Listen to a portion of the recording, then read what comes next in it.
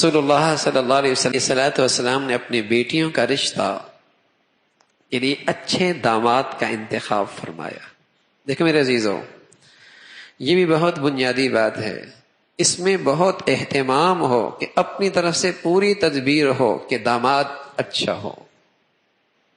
اور جب داماد کا انتخاب ہو گیا، اب پھر داماد کو عزت دینی ہے، احترام دینا ہے۔ اگر اپنی بچی کا گھر بنانا ہے تو پہلا انتخاب آپ کا، یہ بچی نے انتخاب نہیں کیا، باپ نے انتخاب کیا ہے، بڑوں نے انتخاب کیا ہے۔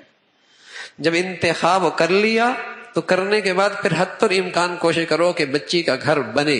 وہ کیسے بنے گا؟ جب تم اس کو پھر عزت دو گے، احترام دو گے، اس کا خیال رکھو گے۔ اللہ کے نبی صلی اللہ علیہ وسلم کی زندگی میں یہ نظر آتا ہے۔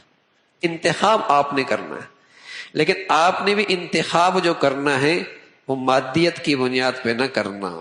ہاں، مادیت کی بنیاد پہ نہ کرنا، اس کی روحانیت دیکھنا، اس کے اخلاق دیکھنا، اس کی سیرت دیکھنا۔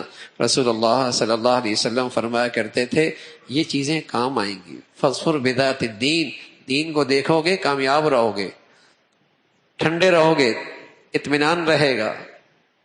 تو اللہ کے نبی صلی اللہ علیہ وسلم نے اپنی بیٹیوں کے لیے اچھے داماد، اچھے شوہروں کا انتخاب فرمایا۔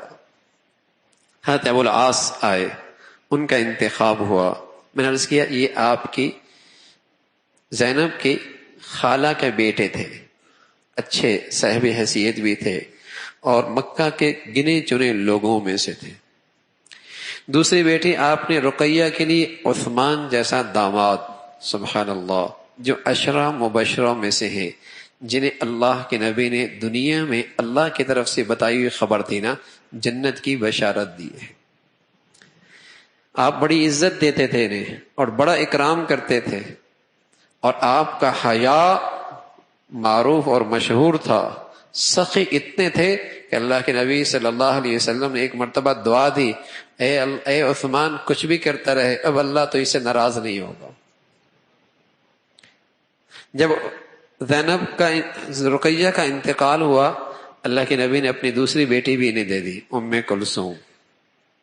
اللہ کی شان، ان کا بھی انتقال ہو گیا۔ اور جب ان کا انتقال ہوا تو اللہ کے نبی صلی اللہ علیہ وسلم فرمانے لگے عثمان اگر میری 40 بیٹیاں ہوتی نا تو یکے بعد دیگرے تیرے رشتے میں اور تیرے ہاں دیتا رہتا۔ آپ نے اپنی بیٹی کے لیے ایک اور داماد کا انتخاب کیا، علی رضی اللہ تعالیٰ عنہ۔ نبوت سے پہلے انہوں نے ساری پرورش آپ کے گود میں پائی ہے، جہاں جاتے ساتھ رکھا کرتے تھے۔ آپ کے بہت قریبی رشتہ دار بھی تھے، چچا کے بیٹے بھی تھے۔ عام طور پہ یہ بھی مشہور ہے یہ قریبی رشتوں میں شادی نہیں کرنی چاہیے، یہ ہو جاتا ہے، وہ ہو جاتا ہے۔ علی آپ علیہ الصلوۃ والسلام کے چچا کا بیٹا ہے، اور اسی طرح زینب کا جو رشتہ ہوا اس کا اپنے خالہ کے ہاں ہوا، خالہ کے بیٹے کے ہاں ہوا۔